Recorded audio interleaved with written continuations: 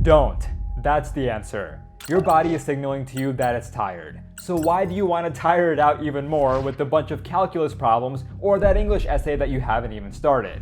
No. You deserve to treat yourself. I want you to go and grab the warmest and the comfiest blanket that you have, turn the lights off, and take a nice long nap until you feel re-energized. And when you wake up in the middle of the night, that's when you can scramble and panic and try to finish all of your assignments just a few hours before class. Obviously, I'm joking. You probably don't have the luxury to take a nap right now. So how do you get through that pile of work that's just staring at you?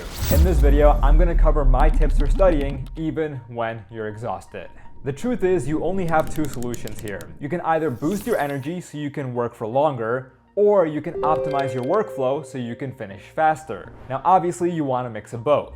Let's begin by talking about ways to feel more energized. Tip number 1, fix your body posture. Like right now. I see the way that you're slouching. There's an idea known as embodied cognition, which states that the physical condition of our body influences how we think, feel, and process information. In other words, the way that you're sitting at your desk right now influences your energy levels and your concentration. So look, although sitting like this, or even this might seem comfortable, actually that one seems kind of uncomfortable. It hinders your ability to focus. And studies support this. Researchers at San Francisco State University tested 125 students on a series of math problems, both while they were slouching and also while they were sitting upright. 56% of those students, a majority, reported that those problems were easier to solve when they were sitting up straight. So as you're working, keep your back straight, your shoulders slightly pushed back, and your feet flat on the floor. Of course, you don't have to freeze yourself in this position. Feel free to move around a little bit, but avoid slouching so you don't put your mind in that lethargic state. Alternatively, you could simply stand as you work, especially as you're listening to lecture recordings, reciting key points, or brainstorming. I'm a huge fan of my standing desk for this very reason.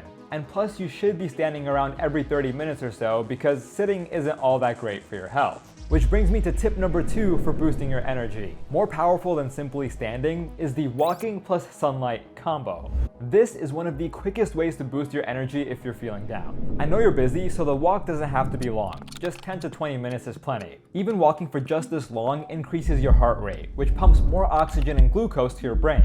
Think of glucose as the fuel that your brain needs to lock in. Plus, if you're working on a creative task, like a research project or an essay, I would argue that walking is a necessity. A Stanford study with 176 college students found that their creative output increased by 60% while walking compared to sitting. Now, simply walking around, even inside, is fantastic. But when you combine it with sunlight, that's when you unlock some game-changing benefits. Why? Because sunlight suppresses melatonin, the hormone that causes us to feel tired. Plus, sunlight encourages the production of serotonin, which is our body's feel-good neurotransmitter that enhances focus and mood.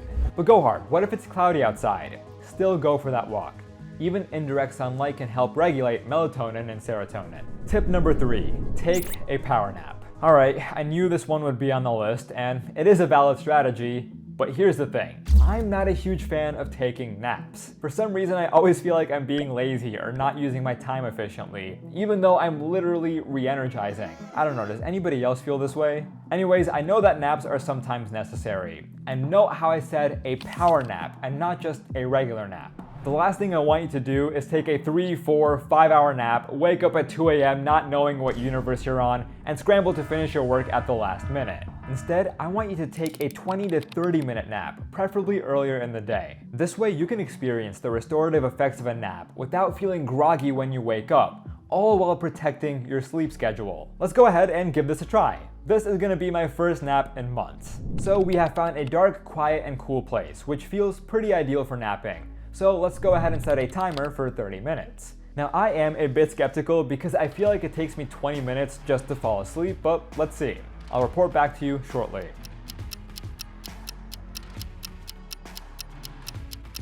Alright, so I did manage to fall asleep, and I didn't feel super groggy. Had I slept for longer, I might have gone through a sleep cycle and woken up with more sleep inertia, which is that drowsy post-nap feeling. I'm very glad that we avoided that. Alright, and then the next tip for boosting energy. Drink coffee. Maybe. Now this one I saved for last because guzzling through cups of coffee to finish your APUSH readings should not be your go-to solution. Think of coffee as a band-aid that you should use only in dire situations. So you know how I don't take naps? Well, this might also surprise you.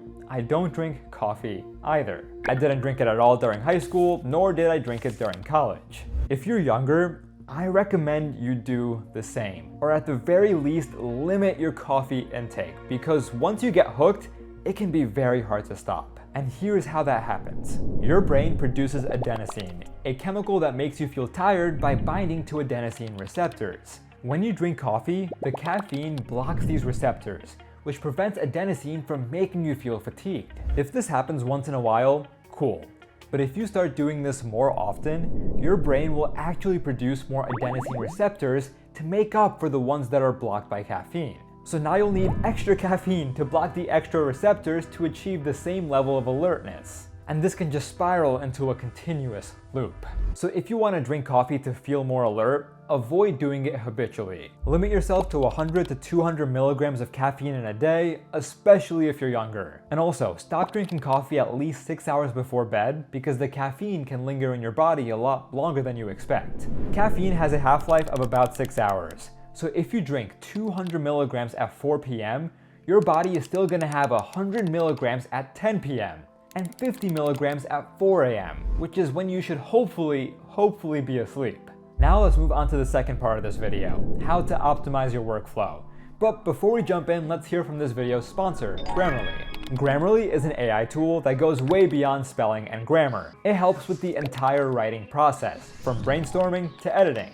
Let's say we have to write an essay about the American Revolution, but don't know where to start. All we have to do is ask Grammarly for help with brainstorming, and it'll generate a handful of topics in seconds, completely for free. As a reminder, we're not using this to write our paper for us, but it's simply giving us thought starters. I like this first one right here, so let's go ahead and choose that. And then the next step is finding sources, but that can get very time consuming. Thankfully, Grammarly can even summarize articles, so we can extract the main points and weave them into our writing with ease. What I admire most about Grammarly is that you're still in control of the writing. It'll never write your essay for you, but rather steer you on the right path and polish your ideas. For example, with Grammarly Pro, we can rewrite run-on sentences to make them more clear, and we can also replace overused words so we don't sound repetitive. And if you're worried about using AI in school, there's a plagiarism and AI detector as well.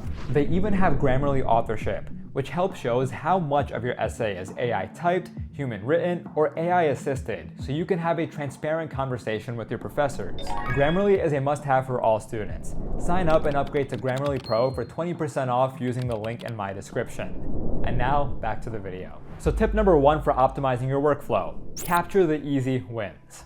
Now picture the worst case scenario. You're trembling at your desk on the verge of sleep exhaustion, and you're 15 minutes away from going to bed. Obviously, you're going to want to capture the easy points first. These points usually come from mindless or repetitive tasks, like creating flashcards, answering true-false questions, labeling diagrams, or creating citations. Now, the benefit of prioritizing tasks like these, especially while you're tired, is twofold. Yes, you're getting those easy points before you collapse, but you're also building up that momentum you might need to keep going. There's a good chance these quick wins actually help you feel more energized and earn more points in the long run. And that brings me to tip number 2.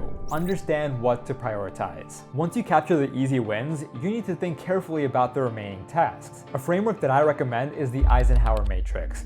It's a 2x2 grid with the columns labeled urgent and not urgent, and the rows labeled important and not important. Tasks that are important and urgent, you do now. Tasks that are important and not urgent, you reschedule. Tasks that are not important and urgent, you delegate. And tasks that are not important and not urgent, you delete. So first, let's look at the tasks that we should do now. Study for a calculus midterm tomorrow morning? Yep. Finish a group project proposal due at midnight? Yep. And finalize outline for club presentation tomorrow? Also a yes. Next, let's look at the kinds of tasks that we should reschedule. Research summer internship opportunities? Yes. Prepare a study guide for biology exam next Thursday? Yes. And schedule an appointment with academic advisor for next month? Also yes. Alright, and then we have tasks to delegate. This category is weird because it's not like you can hand off your homework to someone else. Instead, most of these tasks will pertain to group projects or extracurriculars. For example, coordinate snacks and drinks for tomorrow's club meeting, or find sources for group history project. And finally, we have tasks to delete. If you're in a time crunch, you should delete any tasks related to passive studying or system maintenance. Here's what I mean. Organize old class notes from last semester. Yeah, we can delete that or maybe reschedule it. Rewatch yesterday's lecture recording. Yep, we can also remove that. Alright, and then tip number 3, find the fun. We go through most of our work because we feel forced to complete it, not because we want to complete it. But if you can find a way to enjoy the work, you'll be much more compelled to follow through, even if you're tired. One of my favorite ways to do so is by assuming the persona. Here's what I mean. If you're writing an English paper, imagine you're a Pulitzer Prize-winning author. If you're working on a biology lab report, imagine you're an esteemed researcher on the brink of a breakthrough. Or if you're working on a calculus assignment, imagine you're a NASA engineer. It sounds cheesy, I know, but it does help. Alternatively, you can gamify your study session by rewarding yourself at specific checkpoints. For example, you can grab a snack or a drink every hour, or you can game for 15 minutes every 2 hours. The rewards should scale with the amount of work, however. In no world should you be watching a movie or a TV show for finishing an hour of work, for example. Though you could reward yourself with the movie or TV show at the end of all your studying. And finally, you can also find the fun by enhancing your study environment, either the place or the people. You can enhance the place by studying somewhere new, like a library or a cafe. And you can enhance the people by finding a group to study with. In college, this was one of my favorite ways to study, even though it wasn't always the most productive. But I made it through many late nights by studying with my core friend group. This is why studying in college can sometimes be more fun than studying in high school, even though the classes get harder. You have access to far more locations and people to make these work sessions more enjoyable and productive, which leads me to my final tip: maintain the flow state. The flow state is every student's best friend. It's when you're fully immersed in the task at hand, feeling like nothing else in the world matters. Time will slow down, distractions will melt away, and most importantly, you'll fly through your work. To maintain the flow state, we have to minimize the number of disruptions, such as jumping between two dissimilar tasks. For example, jumping from a math packet to an English essay is bound to ruin your flow state, because both require very different mindsets. The solution here is to batch your tasks. Look at your to-do list and group tasks that require similar mindsets. For example, you may batch tasks that require logical thinking, such as a calculus PSEP or a chemistry lab report. And then you may batch tasks that require a bit more creative thinking, such as an English essay or even a history reading. Although you're still going to experience some sort of transition cost or distraction when jumping from task to task, that distraction will be much less pronounced if the tasks are batched. And hopefully that makes it much easier to fly through your work and go to bed in time. Y'all, that does it for this week's video. Be sure to subscribe if you haven't already, join my Discord and newsletter for more study tips, rest up, get enough sleep, and I'll see you again next week.